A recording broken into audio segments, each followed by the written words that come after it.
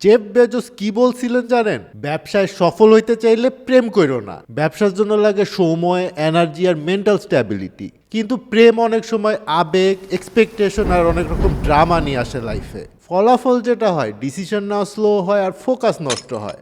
তাইলে কি Jeff Bezos কি প্রেম করতেন না? এবার আপনাকে একটা ভুল ভাঙিয়ে দিই। প্রেম বিষয়ক এই কথাটা কিন্তু জেফ বেজোস বলেন না, এটা হচ্ছে আমার কথা। আর আমার মতো একজন নগণ্য মানুষের কথায় কান দেবেন না। বরং চলুন দেখে আসি জেফ বেজোসের কাহিনী। কিভাবে একটা লোক গ্যারেজ বুক স্টোর থেকে শুরু করে পুরো বিশ্বের ব্যবসা বাণিজ্যের ধরনই পাল্টে দিয়েছেন। 2026 সালে জেফের মোট সম্পদের পরিমাণ $256 বিলিয়ন। আপনি কি কখনো ভেবে দেখেছেন কিভাবে একটা লোক এত ধনী হয়ে উঠতে পারে? লটারি জিতে না, কোনো ম্যাজিক আইডিয়া দিয়ে সেটাও না। তাহলে জেফ বেজোস কিভাবে এত বড় লোক হলেন? এই ভিডিওতে আমরা সেটাই দেখব। আর এই ভিডিওতে আমরা শুধু গল্পই শুনবো না, বরং বুঝবো সফল হওয়ার স্ট্র্যাটেজি। তার আগে চলুন জেফ বেজোসের পার্সোনাল লাইফের দিকে একটু তাকাই। জেফ বেজোস জন্মগ্রহণ করেন 1964 সালের 12 জানুয়ারি যুক্তরাষ্ট্রের নিউ মেক্সিকোতে। তখন তার মা ছিলেন মাত্র 17 বছর বয়সী একজন টিনেজার।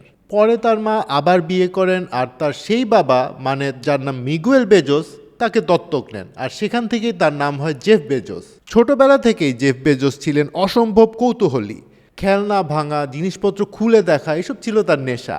পড়াশোনার দিক থেকেও জেফ বেজোস ছিলেন টপ লেভেলের। তিনি পড়াশোনা করেছেন প্রিন্সটন ইউনিভার্সিটিতে, যেখান থেকে তিনি ইলেকট্রিক্যাল ইঞ্জিনিয়ারিং আর কম্পিউটার সায়েন্সের ডিগ্রি অর্জন করেন।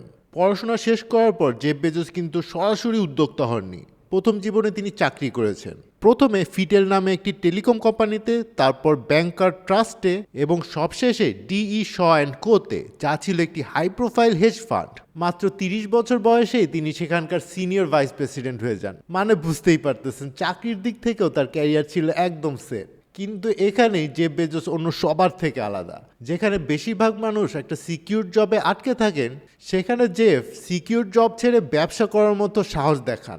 এবার আসি অ্যামাজনের শুরুর গল্পে। এই গল্পটা শুনলে মনে হবে জেফ বেজোসের হাতে একটা ক্রিস্টাল বল ছিল, আর সেই বলটা দেখে তিনি ফিউচার বলে দিতে পারতেন। জেফ তার হাই স্কুলের গ্র্যাজুয়েশন স্পিচে বলেছিলেন তিনি এমন একটা ভবিষ্যৎ দেখতে পাচ্ছেন যেখানে মানুষ মহাশূন্যে উপনিবেশ প্রতিষ্ঠা করবে। জেফ বেজোসের বয়স যখন 30, মানে 1994 সালের দিকে, তিনি একটা পরিসংখ্যান দেখতে পান যেখানে বলা হয় ইন্টারনেট ইউজারের সংখ্যা দ্রুত বাড়ছে। ঠিক তখনই তিনি সিদ্ধান্ত নেন, না আর চাকরি না, এবার নিজে কিছু করবেন। এমন একটা কিছু যেটা ইন্টারনেট ইউজারের গ্রোথের সঙ্গে সঙ্গে বাড়বে। এরপর জেফ চলে গেলেন ইউএসের ওয়েস্ট কোস্টের একটা শহর সিয়াটলে। তার নিজের জমানো কিছু টাকা আর পরিবারের কাছ থেকে কিছু সাহায্য নিয়ে সব মিলে প্রায় $1 লাখ মতো ছিল তার বিনিয়োগ। একটা গ্যারেজ থেকে শুরু করলেন অনলাইন বুক স্টোর। এত কিছু থাকতে বই কেন? কারণ বইয়ের অনেক রকম ভ্যারাইটিস আছে আর বই সহজে স্টোর করা যায়। আবার সেটা অনলাইনে প্রেজেন্ট করাও তুলনামূলক সহজ ছিল। শুরুর দিকে অ্যামাজনে কোনো প্রফিট হতো না, বরং জেফকে লোকসান গুনতে হতো। কিন্তু জেফ এই প্রফিটের পেছনে ছোটেনি। তিনি ফোকাস করেছিলেন গ্রোথ আর কাস্টমার এক্সপিরিয়েন্সে।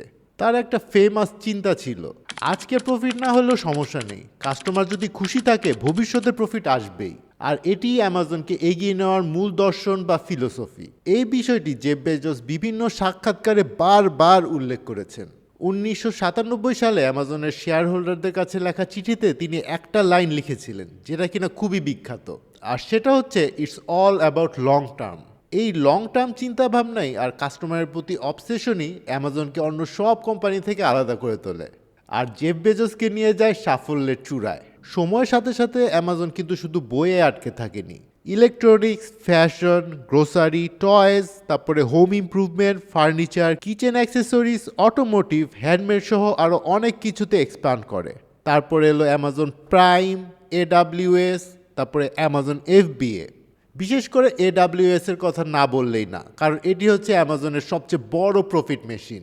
মজার তথ্য হলো অ্যামাজন যখন এটি শুরু করে তখন অনেকেই এর সমালোচনা করেন, একটি ই কমার্স কেন আইটি বা ক্লাউড সার্ভিস দিচ্ছে। কিন্তু বর্তমানে অ্যামাজনের সবচেয়ে বেশি প্রফিট আসে কিন্তু এই AWS থেকে। অ্যামাজনের মাধ্যমে জেফ বেজোস কিন্তু শুধু প্রোডাক্ট বিক্রি করেননি, তিনি গড়ে তুলেছেন পুরো একটা ইকোসিস্টেম। জেফ বেজোস এত টাকার মালিক হয়েছেন, এর পেছনে আমি বলবো 3টা রিজন আছে। প্রথমত, তিনি ট্রেন্ড ধরতে পেরেছিলেন। দ্বিতীয়ত, তিনি লং টার্ম নিয়ে চিন্তা করেছিলেন। আর 3 নাম্বার হচ্ছে একই সঙ্গে তিনি ধৈর্য ধরে নিজের লক্ষ্যের দিকে অটল থেকেছেন। তিনি শর্ট টার্ম প্রফিটের পেছনে ছুটেননি, বরং তিনি দীর্ঘ সময় ধরে ভ্যালু অ্যাড করেছেন। আর এই ভ্যালুই এখন পৌঁছে গেছে কয়েকশো বিলিয়ন ডলারে।